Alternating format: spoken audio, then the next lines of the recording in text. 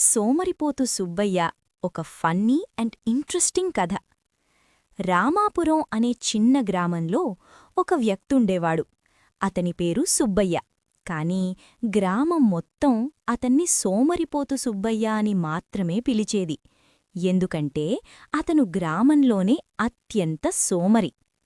సుబ్బయ్యకు రెండు మాత్రమే హాబీలు: పెద్ద నిమ్మ చెట్టు క్రింద నిద్రపోవడం, మరి ఇతరులు చేసినది తినడం. పని? అయ్యో పాపం, ఆ మాట వినగానే పారిపోతాడు. ఒకరోజు గ్రామ సర్పంచ్ ప్రకటించాడు, రేపు గ్రామ సేవా కార్యక్రమం, అందరూ చెరువు దగ్గర పనిచెయ్యాలి. ఇది విన్న సుబ్బయ్య గబగబా టెన్షనయ్యాడు. ఏం పనా? నాకా? అసలు రాదు అని తలలో ఏదో ప్లాన్ ఆలోచించడం మొదలుపెట్టాడు.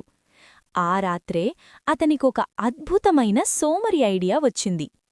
మరుసటిరోజు అందరూ చెరువుకు వెళ్లేసరికి సుబ్బయ్య మాత్రం ఒక అరటిదుంపపై తేలుతూ చెరువు మధ్యలో అద్భుతంగా నిద్రపోతూ కనిపించాడు. గ్రామవాళ్లు కేకలు పెట్టారు, సుబ్బయ్యా, ఏం చేస్తున్నావక్కడా? అరనిద్రలోనే సుబ్బయ్య అన్నాడు, నేనా? నేను చెరువుకు గార్డ్గా అపాయింట్ అయ్యా, కొంచెం రెస్ట్ తీసుకుంటున్నా. అందరూ నవ్వులు తెప్పుకున్నారు. గార్డ్ అంటావా? నిన్నెవరు అపాయింట్ చేశారు? సుబ్బయ్య గొప్పగా అన్నాడు, నానే అపాయింట్ చేసుకున్నా. ఉచితంగా పనిచేయడం చెడు అలవాటు పెంచుతుంది. సర్పంచ్ తలదించుకుని అన్నాడు, సుబ్బయ్యా, నీ సోమరితనం అంబరాన్ని చేరాలనుందా? పనిచెయ్యి, లంచ్ రాదు లేదంటే. లంచ్ అనే మాట వినగానే సుబ్బయ్య వెంటనే లేచి ప్రాణం పెట్టి పనిచెయ్యడం ప్రారంభించాడు. గ్రామంలో మొదటిసారి అతను పనిని అందరికీ మించి చేసి చూపించాడు. ఎందుకంటే పని త్వరగా అయిపోతే అతనికి తిండి త్వరగా దొరుకుతుంది.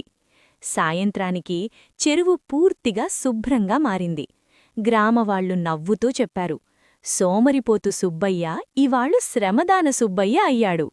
సుబ్బయ్య చిరునవ్వు నవ్వుతూ అన్నాడు, లంచ్ కోసమైతే నేను హిమాలయాల్ని కూడా శుభ్రం చేస్తా. అందరూ హాహా నవ్వుకున్నారు. అందుకు అలా సుబ్బయ్య